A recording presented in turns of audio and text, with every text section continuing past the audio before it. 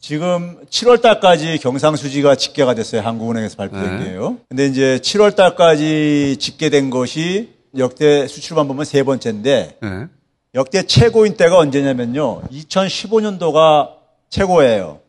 최고. 2016년이 그 다음이고 올해가 이제 그러니까 세 번째인 거예요. 그런데 2015년도, 16년도는 지난 10년 동안에 수출액이 최저였던 때예요.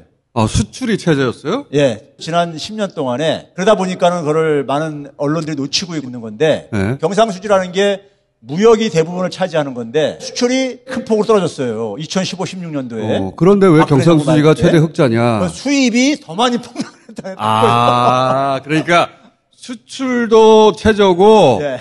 수입도 최저가지고. 그걸 가지고 우리가 불황형 흑자라고 그래요. 경제가 잘 돌아가면요. 수입도 많이 증가할 수밖에 없잖아요. 그렇죠. 그런데 2015, 16년도는 경상수지 흑자가 수치상은 최고지만은 내용상 안 좋은 경제 규모가 수축되면서 이렇게 생겼던 일시적인 현상이죠. 수입을 해야 그걸로 뭘 만들어서 수출도 하는데 그러니까 올해 총 수출액이 6천억 달러가 훨씬 넘을 걸로 예상을 하고 있거든요. 역대 최고인데. 예. 그런데 2015년, 16년에는 5천억 달러도 채 안 되고 그랬었어요. 적게 벌고 그리고 쓰는 것도 별로 없어서 이건 불황이고 지금은 수출이 최고이면서 그러면서 이제 경상수지 흑자가 지금 사실상 그러니까 최고인 거지. 내용이 굉장히 개선되고 있다는 거 경상수지 흑자가. 오늘은 새로운 얘기였습니다. 경상수지 흑자가 굉장히 중요하거든요. 그래서 2015, 16년도에 보게 되면은 박근혜 정부 마지막 해잖아요. 오히려 수출은 이렇게 5천억 달러도 안 됐었어. 마이너스 행진했었어요. 마이너스 연이틀. 수입은 근데 더 많이 줄어들고 있잖아요. 수입은 더 큰 폭으로 떨어지니까. 그래서 흑자가 된 거예요. 오케이. 이거 내용이 안 좋은 거다, 내실이. 자, 그런데 우리가 과거에 외환위기 겪은 이유가 경상수지 적자가 수출보다도 수입이 더 많다는 얘기 아니에요, 쉽게 얘기하면요. 그거를 뭘로 떼었냐면은 외국인들이 우리나라에 이제 증권 투자라든가 은행들이 차입한 걸로 떼었는데 적자 나라 살림이었다는 거지. 근데 그게 갑자기 유출되면서 뻥 터진 거예요. 못 갚아가지고요. 그렇죠.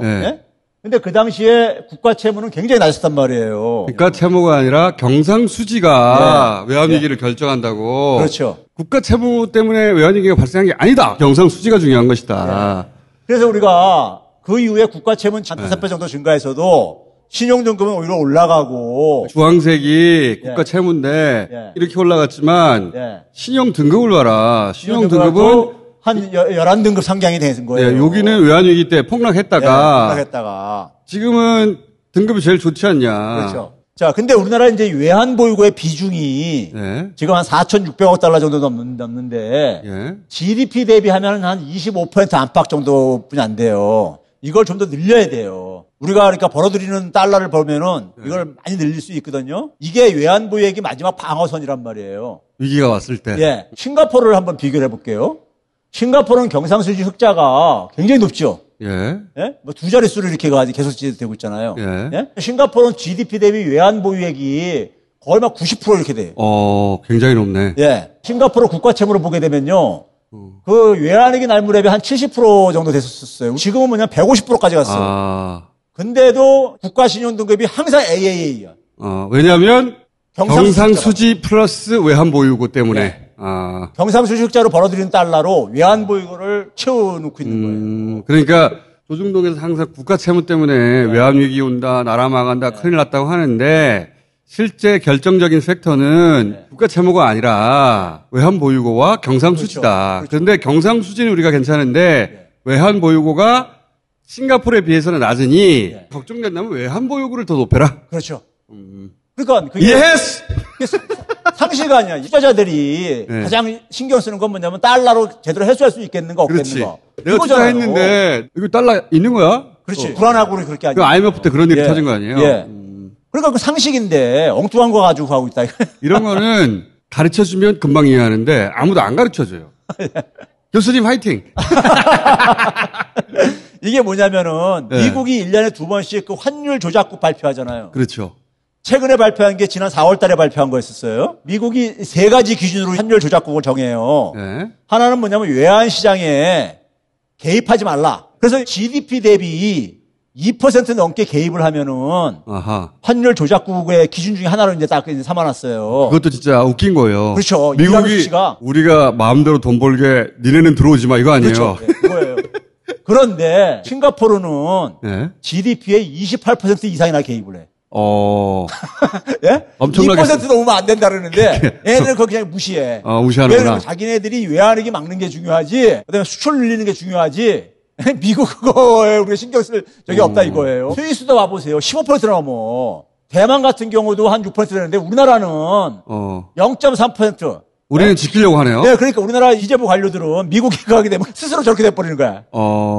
대만은 세 가지 조건을 다 충족을 못하고 있어. 대만은 뭐냐면 내 배째라 알아서 외환 조작국으로 지정이 되면 어떤 불이익이 있는 겁니까? 그러니까 이제 미국이 무역 보복할 수도 있고 미국 내에서 정부 조달 품목의 시장에 참여도 못한다거나 아하. 미국의 경제력을 가지고 보복을 할 수가 있는 거예요. 근데 대만은 세 가지 다 돼서 조작국이야 사실상. 그런데 보복 안 한다. 근데도 조작국으로 지정을 안 해. 왜냐면 정치적으로 필요하니까 예, 대만이. 그렇죠. 싱가포르나 스위스도 보복합니까? 안 하죠. 그러니까 그 기준은 예. 자기들이 원할 때나 적용하는 것이지. 그렇지. 그게 절대적인 기준이 아니다. 인도도 사실 인도 태평양 전략에서 필요하니까 그렇죠. 안 건드리는구나. 안 건드리는 거죠. 베트남은 중국 압박해야 그럼 되니까. 한국은 건드리겠냐 이거야. 우리 세게 나가야 된다. 네, 그렇죠. 근데 예? 지금 이제 교수님은 새로운 기재부를 때리는 아이템을 들고 있었네. 걱정하지 말라 이거예요. 예. 너 미리 쫄지 마. 예, 미리 쫄지 말라 이거예요. 국가 이익 생각해서. 알겠습니다. 교수님이 이 얘기를 왜 하시냐면 이제 한 달 전쯤에 홍남기 또 한 번 국가 부채에 대해서 큰일 났다라고 그러니까 말을 해가지고 교수님이 나와가지고 아니란 말이야 이거 하시는 거예요? 자. 네, 우리가 이제 가계 채무는 네. 지금 굉장히 많이 증가했어요. 가계 채무가 걱정이죠, 우리가 네. 오히려. 이게 국제결제은행에서 43개국을 대상으로 네. 통계내는 건데 지난 4년 동안에 우리나라는 17.6%포인트나 GDP 대비 오른 거예요. 네. 그리고 제가 빨간 박스로 해놓은 게 뭐냐면은 다 금융위기를 겪었던 나라들. 그리스, 미국, 이탈리아, 스페인, 일본, 영국, 포르투갈, 뭐 아일랜드 이런 나라들. 근데 이런 나라들은 다 가계 채무를 잘 관리를 했단 말이에요. 그러니까 금융위기는 가계 채무하고 같이 오잖아요. 서브프라임 모기지 사태가 바로 그거 아닙니까? 가계부채 문제잖아요. 예. 그러니까 예. 코로나 때 예. 가계부채 늘지 말라고 돈을 엄청나게 쏟아부었잖아요. 예. 미국이나 그리스, 이탈리아가 국가 채무가 굉장히 높은 나라들이에요. 예.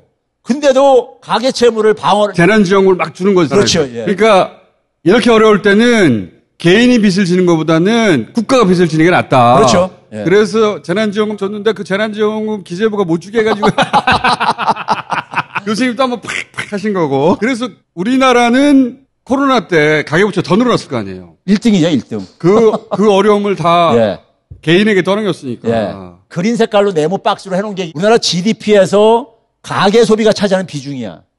근데 2003년도 노무현 정부 출범할 때는 예. 한 59% 됐었어요. 예. 근데 지금 최근에 얼마까지 줄어들냐면 44.6%가 줄어든 거야. 가계가 그러니까 돈을 못 쓰는 거야. 그러니까 민간 소비가 줄어들었다는 얘기네, 한마디로. 네. 저렇게 줄어들었어요. 경제는 성장하는데 네. 가계는 빚이 늘어가고 지출은 줄어든다. 문제는 이렇게 되게 되면 수출에 목을 매야 되고 그렇죠. 노동자들 이거 짜고 그러죠. 네? 악순환이 되는 거야. 악순환이요. 그게 일본형인데. 그렇죠. 가계 소비가 계속 줄어들어오고 있잖아요. 원금과 이자를 갚아야 되다 보니까 그렇죠. 쓸 여력이 없는 거야. 가계 채무가 코로나 상황 속에서 네. 증가한 게 한 9.5%포인트 1년 정도에. 근데 가계 국가 채무는 4% 정도나 이제 안 증가했어. 자, 이제 딱 비교가 되네요. 예. 가계 채무는 우리는 9% 늘고 예. 국가 채무는 4%밖에 안 늘었는데 예.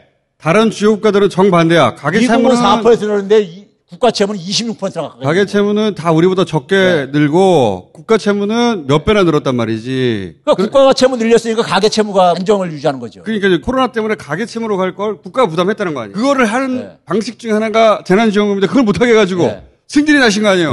아니 이게 왜 그러냐면은 대외 경제 환경이 나빠지게 되면은 내수로 방어를 해야 된단 말이에요. 그렇죠. 문재인 정부가 소득주 성장이 내수를 강화시키자는 거였었어요. 그걸 못하게 한 거지 지금. 그렇지. 자, 오늘 새로운 각도에서 기재부를 또 때리셨고. 싱가포르 같은 경우는요, 아까 국가 채무가 150%만 넘게 갔잖아. 싱가포르는 가계 채무를 관리하고 있잖아요. 그러니까 여기도 똑같이 그러니까. 국가 채무로 가계 채무를 방어하는 거죠. 예. 국가 채무가 150% 예, 넘어가도 우리는 40%인데도 예. IMF 한다느니 맨날 저 정도 그렇죠. 이러잖아요. 돈 못 쓰게 하려고. 그렇지. 좋아질까봐. 자기들이 먹으려고 하는 거지. 아니, 이명박 박근혜 때는 안 쓴다고 막 그랬었거든. 그러니까. 국가가 더 써야 된다고 막. 예? 자, 이때까지 100번 하신 이야기를 또 다른 각도에서.